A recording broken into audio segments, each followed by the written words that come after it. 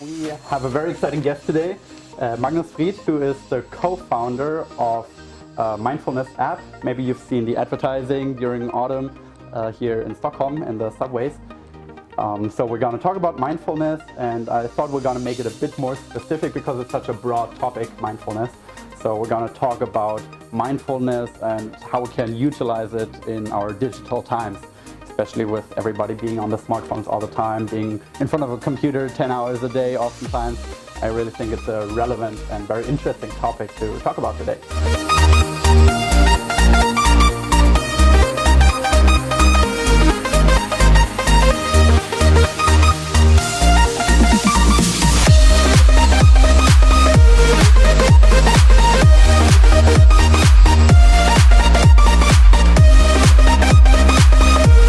Without further ado, thank you for coming, Magnus. Thank you. I guess first of all, I, of course, was reading up on mindfulness and how people describe mindfulness, what mindfulness is to people, and I saw very varying descriptions of what mindfulness actually is. So just to give like a clear understanding to everyone, how would you define mindfulness? What is mindfulness to you? I wish it was there is a very short description of mindfulness, but you know, mindfulness is something that goes back to the time of Buddha, and of course 2000 years also gives a lot of different traditions on the way. So with that said, there is one mindfulness, talking from the Buddhist aspect, is pretty much being aware with what is. So you're being aware with your thoughts, being aware of your feelings, and being aware of whatever comes up in your mind with a non-judgmental attitude. That's pretty much it. And then if you look from the Buddhist perspective, it also goes with an ethical base, which means that you're doing this because you want to strengthen positive patterns in the mind and decrease negative patterns, which is an important add-on to the definition. Then when we talk about mindfulness in modern times, as we know it and as most referred in media today, we often refer to mindfulness that was, how to say, reinvented, you can say, by a doctor in the University of Massachusetts called Jon Kabat-Zinn, and he did some nowadays quite famous research, clinical researches, where mindfulness took a great place, and it was he exposed mindfulness to people who were dealing with diseases like cancer, and he exposed it to people with really high stress level, and also to people with psoriasis. And of course, he didn't cure those diseases, but what you could see that the people who were more trained in mindfulness could deal with the pain, and they could deal with the stress in another way, which makes sense. And I think he did a very clever thing, that because he knew that if this was going to happen in the big picture and reach each and everyone globally, he knew that, of course, he was really aware of the traditions. I think he was really interested in Zen Buddhism from the beginning, but he also understood that we need some evidence to make people listen, and if we want to lift it into the clinical world, we definitely need evidence. So I think he was a pioneer to open up a door to the research world, and he did some great networking with also famous Buddhist teachers, and invited them, like Dalai Lama, to research projects. So with that said, I think and his definition of mindfulness, so if you hear about mindfulness, is what I said, it's being with what is, but it's also an umbrella term of how to say, palette of different mindfulness exercises and also some yoga. So it's a little bit different from the tradition definition of mindfulness. Okay. How did you first find out about this, or how did you get interested and invested into that topic? I try to keep it not too long, but I'm grown up in a small city in Blekinge, called Karlshamn in south of Sweden, Swedish smallest landscape.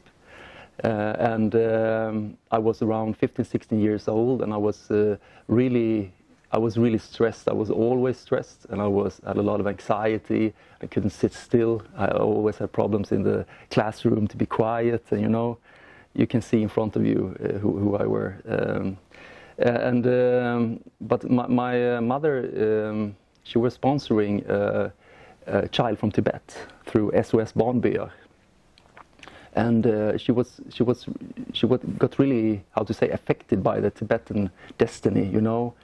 Tibet been invaded by China since 1950, and Dalai Lama had to escape 1959, and they were all spread out in India and Nepal and the rest of the world.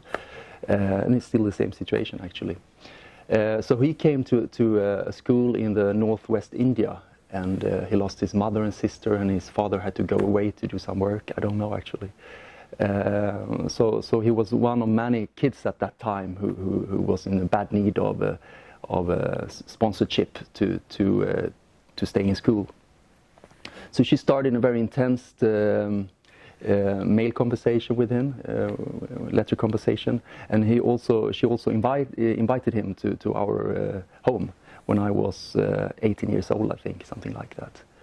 And that was a starting point for me of studying Tibetan Buddhism and the Tibetan language and Tibetan culture, because I got really interested, and I started to visit him in India and Nepal for about a decade or almost. But at that time, I found he left a few books with my family. It was a particular few written by Dalai Lama, and in the end of one book, there were instruction how to meditate. So I tried, and below it was written something, I don't exactly remember, it was something like, try this, and if you like it, you can try some more, but if you don't like it, search something else.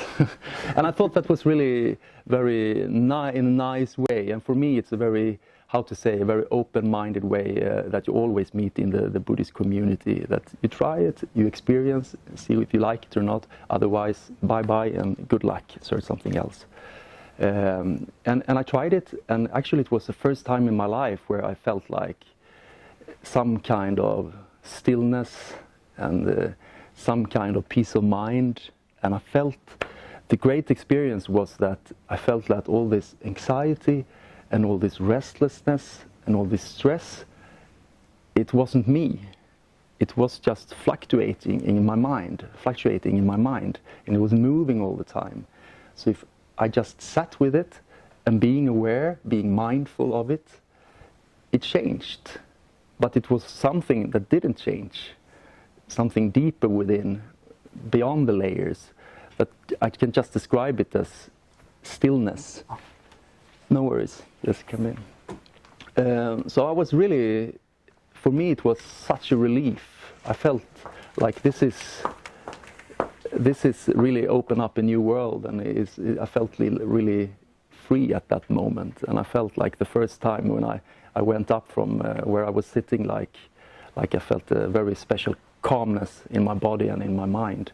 So actually from that day I've been doing it almost every day. Okay, that's very interesting that you got that from a small inscription in the back of a book. And it had such a powerful effect on you at that moment already, and then throughout your entire life. Do you remember what the instructions were? Was it just sit quietly and? I don't remember exactly, but it was very simple instructions. It was very very much like following your breathing, and very, how to say, some of those Buddhist instructions is very short, and they don't say too much, but it was enough. And together with that, of course, I also read a lot of books about it. But at that time, it was still quite mysterious and obscure. I mean, I'm 46 years old now, so it was way back. All right. Yeah. A lot of things has happened, and the books you could find on the local library, it was really like the mysterious journey in Tibet and stuff like that. But I read them all, and I thought they were fantastic. That's great.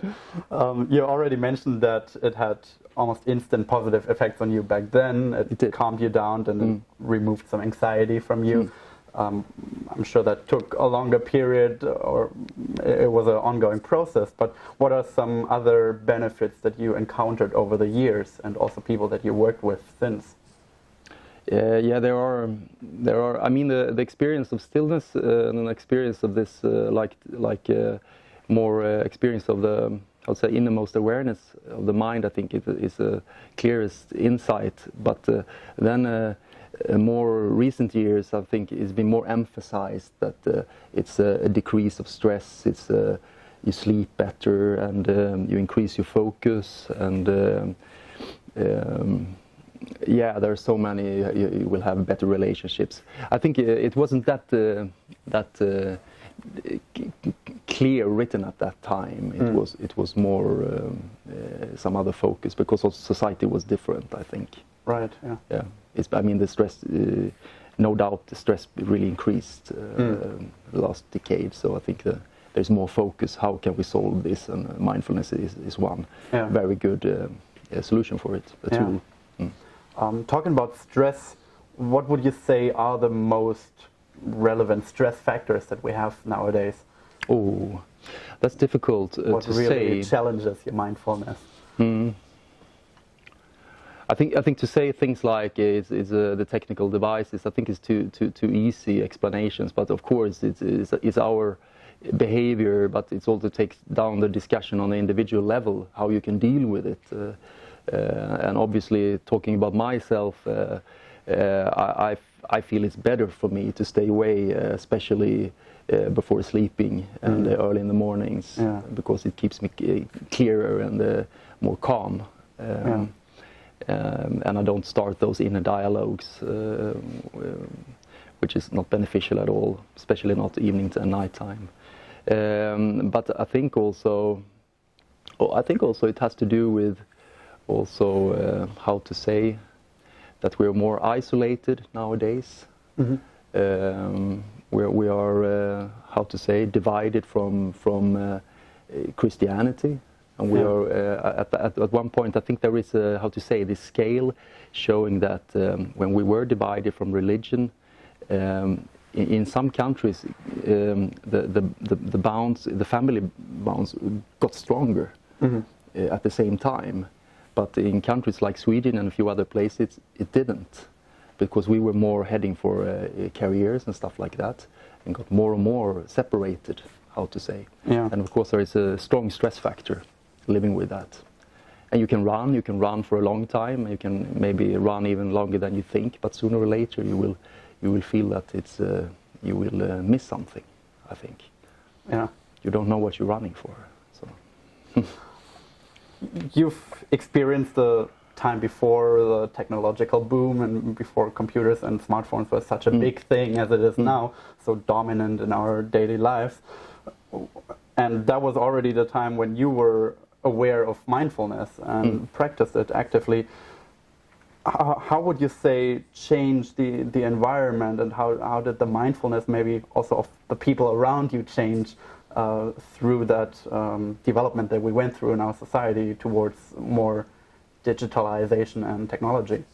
I didn't get the question. Did you notice like a difference from, I don't know, like the 80s when you started practicing that you maybe noticed the people around you were calmer, were more mindfulness without even practicing mindfulness, and now it really shifted towards everybody being stressed? Or did you not notice a change like that? I don't know really. I mean, obviously I'm from a very small city, and I can't remember that we discussed that we were stressed, that it was like a common discussion. Now it can be more like that if I listen to my daughters, and they can say those words that I'm feeling stressed. But I don't think, I mean, there were other problems. I don't think we should say like it was was just better at that time. I'm not sure, because I also see like the technical revolution. There's so many upsides also. I mean, the world is getting smaller, and you can communicate in new ways, and you can how to say, gain knowledge about different topics and like news and stuff within a very short time. The distance is, and I think that's very important. But we're coming down to how we use it, exactly, and how we get addicted to it, and how we deal with that addiction. That's another discussion, and I think of course, is a new thing, and it's a new discussion. But maybe one thing I can feel, it's like when I'm back in my hometown, I can feel that it's not so much difference anymore. When I grew up, I felt it was a huge difference between my hometown and Stockholm, for example. Yeah. Now I feel that we are at the same platforms, all of us, digital platforms, and it affects us at the same, in the same way. Yeah. So, yeah. Yeah, I think that certainly makes sense, since we're all interconnected now, and much more. Also, a lot of people, even if they don't live in a metropolitan area like Stockholm, they're fully aware of what is happening in all these other areas. No differences. Yeah. Exactly. Doesn't actually make a huge difference where you live. I think it's totally true that we cannot turn the clock back. We cannot say, okay, technology is the root of all evil, and we need to get rid of it. No, of course it's not. No, it's wonderful. I think it's. I love it. I think it's so many good things. But I mean, we are different peoples in here, and I think we all have very individual ways using it. Maybe some people here are in love with Instagram, and some people they hate it. I don't know, but I mean, and it's just a piece of plastic, and it's what we put in it. Right. How we use it. And how we get out of it also, if we keep it with us in the mind all the day. Are there some ways that maybe you use personally to really counter effect all the negative things that we could potentially get from using too much technology? Are there some ways to really focus on the benefits that we obviously have from all this technology, and kind of blocking out the more negative sides? I don't know. I think I don't have an answer to that, but I heard about an interesting. It was like a research, but a survey saying something like it was like 50% of people using like social media nowadays, they wish they weren't, which is really interesting. I think it's kind of sad also, because we just go there, we do it automatically, and we don't do it with mindfully. It's like when we sit at home and Friday night, and we eat that snacks, and afterwards we don't know even if we wanted it or not. It's like, and we feel like, well, this is maybe not the best way to go. Right. Yeah. Yeah. So it's habits. Yeah.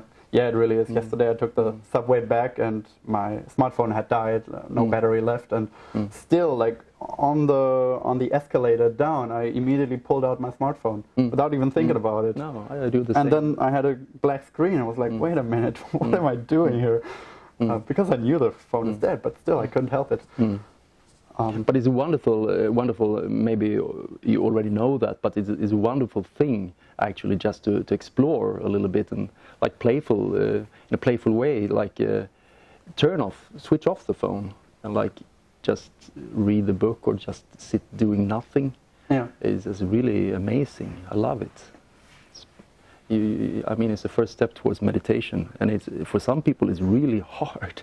Yeah. You know, I don't know if you heard about it, but they did this research project in Harvard University. I think it's 2015 or something like that, and they invited about 100 people, and the setup was like you were going to sit alone in an empty room with just a chair, doing nothing, just thinking. But no exercises, no workouts, something. Just sit there for 15 minutes. In the perspective of, in the world of meditation, 15 minutes is nothing. It's like you can just sit there. But among those 100 people, they got so anxious, and I think it was I might say wrong numbers now, but at least in the big picture, I think about 50% felt that this was horrible. They could hardly make it. And then I think it was 20% or something like this. They did it at home. So they joined the research project, but they did it at home. And 30% among those people, they admitted that they were cheating during the 50 minutes. They maybe looked a little bit on the, which is amazing. The age was in between 18 and 79, and of course I would say the people who were older experienced it much easier. And then they started to add things to the room, like a book or something like that, and I immediately felt a release. So the leader of the project, he got really interested. What are you willing to, how to say? Yeah, this was the setup. Some guy said like, I would pay not doing this again.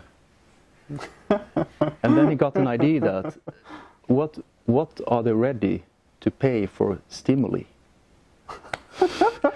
So he gave them an electric shock on the arm, which was pretty hard, but of course not dangerous. So here are some stimuli, and they felt, I don't want to do that again. And then they did the project again. And I think among the men it was like 20% who took the electric shock. It's crazy. To get some stimuli during the 50 minutes. And the project was a bit of it got viral, I think. So easily you can find it. I think The Guardian wrote about it and a few other.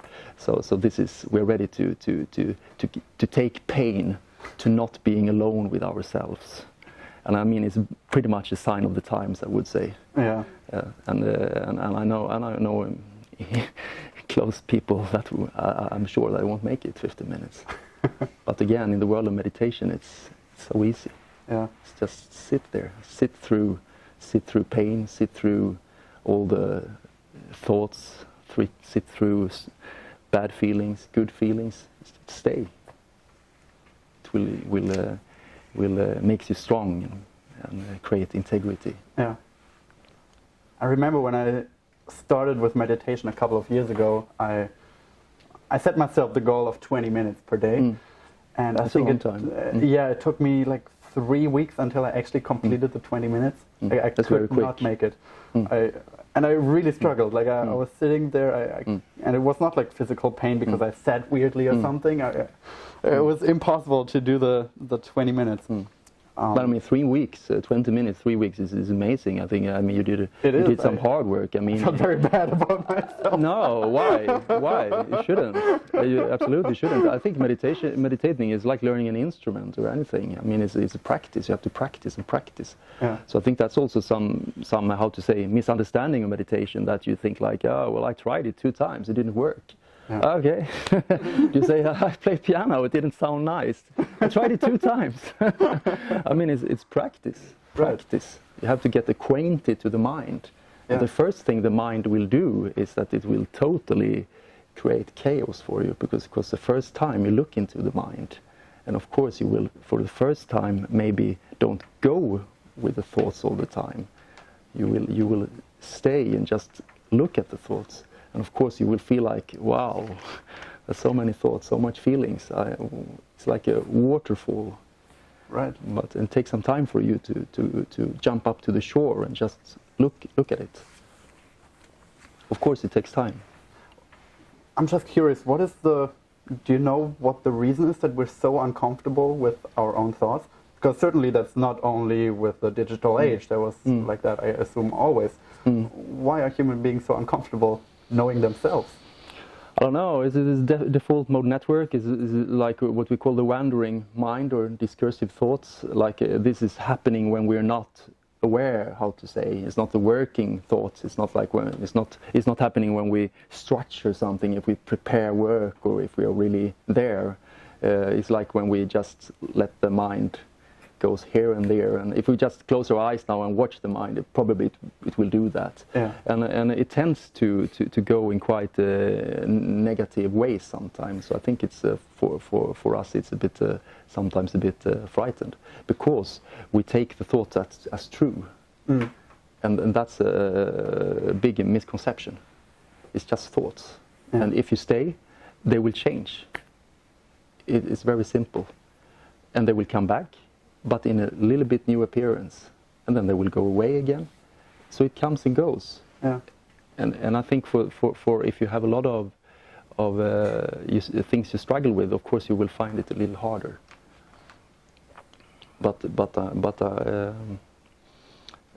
Yes, but I'm sure it will change. Yeah. But with that said, I think it's also in the beginning you should be a little careful and you should be pretty stable when you start, and because of course things are coming up. Yeah. You also mentioned that the younger people, for example, in that experiment, they had a much harder time than older people. What would you say is a good way to get people, younger people nowadays, especially when they're on their phone all day, every day, get them acquainted with mindfulness and this whole new world for them probably that they never thought about? I think the big revolution, as always, must happen in the school, and I think there are so many experiments when they tried it in schools, and very successfully. Yeah. So I think it should be as natural as physical training to get some mind training. Yeah. And I mean you don't have to. You can do it very playful. But when you happen to come in a situation like I did when I was a teenager, it's nice to have some tools instead of hearing all the time that why can't you sit still? Why can't you be quiet? How shall I do it? I don't know. Yeah. But if somebody knows that there are some very simple techniques that you can use, it's really nice, and you can use them or you can just leave them as always. Mm. Is that already being done in Sweden, for example, like on an institutional level, that the government is interested in that? I don't know actually, but I know in UK there are many projects. In the US, for sure, there are many projects, and as always, I think we're waiting for some good research evidence, and that they can show that this really works. But so there are tendency, and there are people out there who are ready to work for it, and like we did in our app, we have added a block now, like mindfulness for schools, and it's mindfulness for 6 to 9 years for teenagers, and just short exercises. Yeah.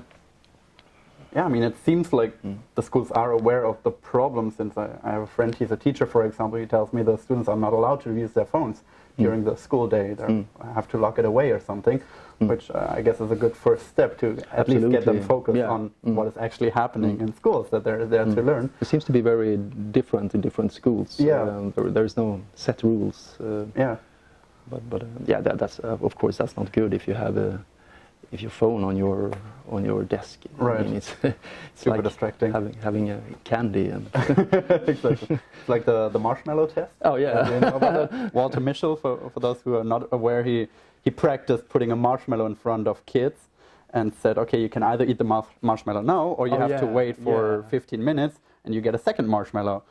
And then he filmed them struggling, and he filmed how hard they're trying to not eat that marshmallow right in front of them.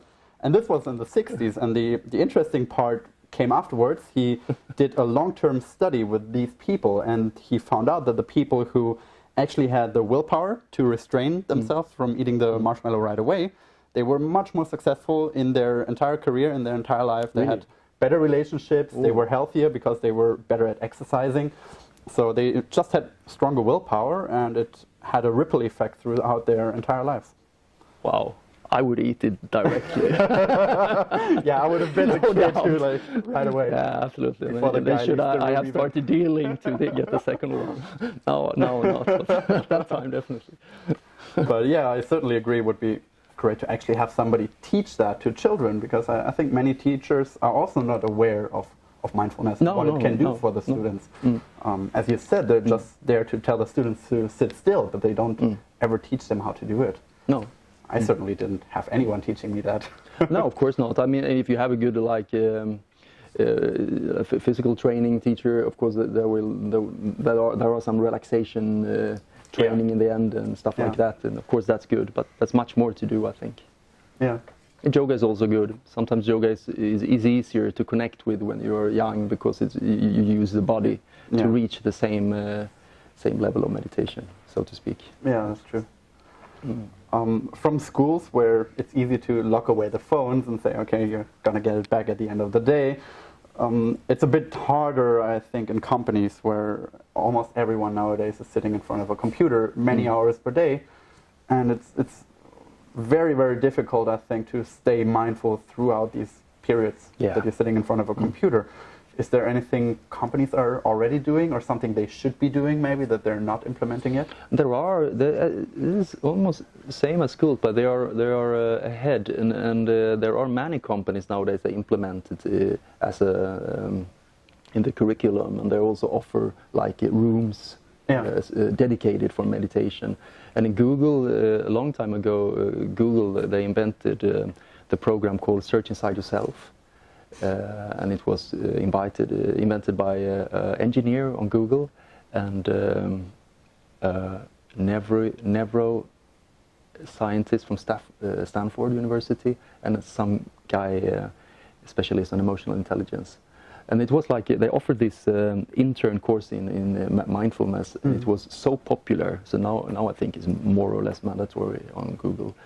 And I was also visiting Twitter's head office in New York when I was there once, and they also had a room dedicated for meditation.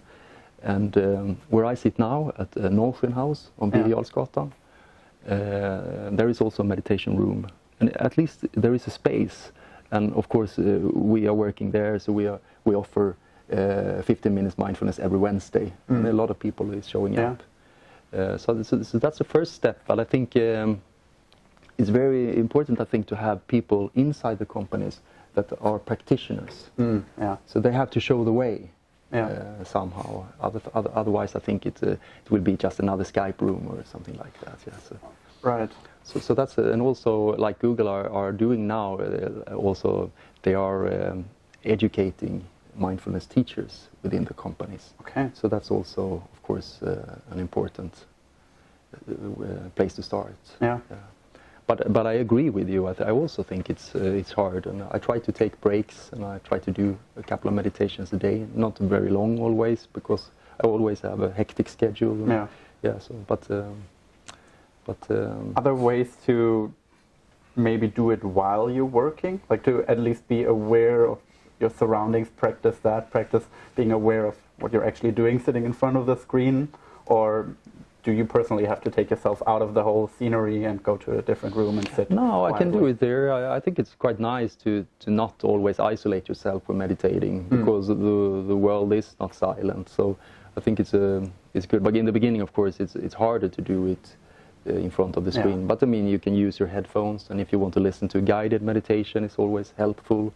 But then you can always only sit and follow your breath for 10-15 cycles or something like that, and to a little bit like the cartoon Bamse. Skalman. He had this watch, sleep and eat watch. It doesn't matter if it's in the middle of a fight or anything like with Bamse. And when this goes off, he was just okay. It's time to sleep. It's a little bit like that. Having something that was my companion Martin's idea with the mindfulness app.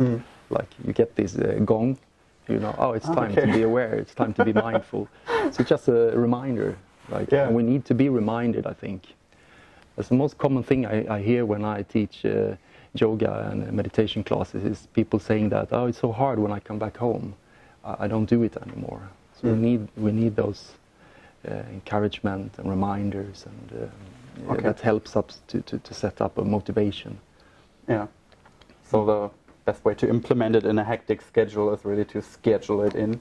I think so. Is that how you would recommend people doing it? I would say so. And you can be a bit technical in the beginning, like how much time, how important is this, and so you have a good intention, and how much time do I have? Where can I do it? And what techniques will I use? Will I listen to guided meditations, or I prefer sitting in silence? And then you do it as any practice. If you go to a gym. Now you just go to the mind gym and you do that practice. But I think you shouldn't be like improvising. No, I want to do some mindfulness because it is training. It is really training. It comes down to that. And if you train a lot, you get back a lot. But you have to put something, some effort in there to get something. That's for sure. Is there a favorite setup that you have, like a specific time of the day, or like before or after meals? Like, what does it look like for you? What creates the best results? If you could call it. Yeah, I mean, I do Ashtanga yoga. It takes so long time, so I do that 6 times a week, and it takes about one and a half hour, and I do it at home. Yeah. But I try to do it early morning before the family wake up, but it's not possible always because I have to sit up late with my daughters and helping with their homework and stuff like that. Yeah. So I'm pretty much in the midst of the life. So. And the meditation, I prefer it also doing it early in the morning, and I try to do it the first thing I start with, because there is so much, you get so much support from the natural silence in the room, and you feel so clear, and you can just sit there for some time, and you feel like you connect with yourself, and you get ready for the day, and sometimes I can feel that result even like in the afternoon and evening. I can feel the same. It's still there, like, so it's like an open door, and try not to, so it not close itself, like you open it up all the time. And then I do it sometimes also evening time when I have time, but it's a bit different. Coming back to the companies once more, of course. Are there like benefits to the company as well that are really measurable or have already been measured when people are more mindful in the company? You mean for our company or for... In general, companies that do that, Twitter, Google, do they maybe see better results? Are people more productive? Is even the revenue increasing? I can't say that. I know too little about the results in the company world. I'm not sure actually about that. Yeah. But I'm sure there are some facts, some numbers about it. Yeah. I think so. Probably also the long-term effects are pretty hard to measure, but are there. Yeah. Just like having a gym membership, you don't see the results the next week in the company, but you see that people are healthier and that they're more energetic and they produce better results probably. Yeah, I think so. Yeah. And I mean, it's not like a research project, but we did a survey. It was 2014. We asked anonymously. We asked 1,000 users of our app. It was in US and it was in Sweden and UK, I think. And the result was quite astonishing. The people who used the app 3 times a week for 3 months, 89% felt significantly less stressed. And after 6 months of using the app, the same amount of times every week, they felt less stressed, but also 69% slept better, and about something 75 felt that they have a better ability to stay focused for a longer time. And then people who used it for 1 year, they felt all of those effects, but they also felt like how to say, a greater life quality. Yeah. Which is quite. I can relate to that. How to say, what's happening over time. When you meditate. But I think that was pretty amazing, and I think it says it all. It works if you train. Yeah, that's really cool too that people can. But it wasn't in the company world. I'm sorry if I took it away a bit, but it's definitely relevant and should work the same way if you do it at your company. Yeah. I think it's really cool that people also can pinpoint it so clearly that they really say, okay, I can feel a clear difference to who I was 3 or 6 months ago. Yeah. Yeah, I mean, if it was like 20% to 25%, there can be so many different factors involved. But 89% is quite clear. Exactly. With your own company, the Mindfulness app, do you have a mission statement, like something you concretely want to accomplish with the app? Yeah, it's the same vision as we always had, that we want to spread, we want to make it accessible, mindfulness accessible, and help people get started all over the world. And we want to do that for a very low cost. So there is no like segregation. You can do it wherever you live and with whatever income you have and such. And from the beginning, it was a paid app, like it was before. In earlier times, it was very much like $1 or $2 range. Different price tiers you paid for. Games was $1 and other apps was $2 something. But then something changed a couple of years ago. So now we have the same model as like Spotify. And it's free to a certain level, and then you can add on a premium service. So which also makes it even more democratic. Everyone can get the same basic get started course for no money at all. Yeah. So that's the same vision. But we also nowadays we also talk a lot about schools and the clinical world, and hopefully someday we can get more into this and do something good there. Yeah, I think that would be a really interesting project to reach like a really wide audience through one channel, like schools or like schools. companies. Something like that. But then it has to be totally free, I guess. Nobody will pay for that. Yeah, or I mean, Sweden is a good place, I guess, to get money for that from the government, right? Yeah, hopefully. Yes. Could be interesting. Yeah. Okay, I have one last question, and then we're gonna, of course, open up to everyone. And it's a pretty personal one for me. Like I try to block time where I'm not even consciously like meditating, but I consciously lock away my phone and my computer. Like on the subway, I always read instead of being on my phone, things like that. But I always feel like I really have to force myself to do that time. And then as soon as I get out of the subway, I'm back on my phone. First of all, do you have that too? Like when you schedule your time, that you're thinking, okay, now the time's over, now I can go back to not being mindful? Or is there a way to really have it like a continuous state of mind?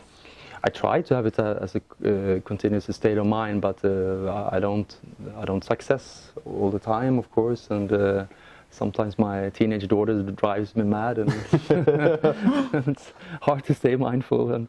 But what I'm doing more and more, actually, and I mean, we're talking about the digital age, and is that I try to be more mindful how I use or how I relate to the digital products, to all my devices. And I try to take a very clear,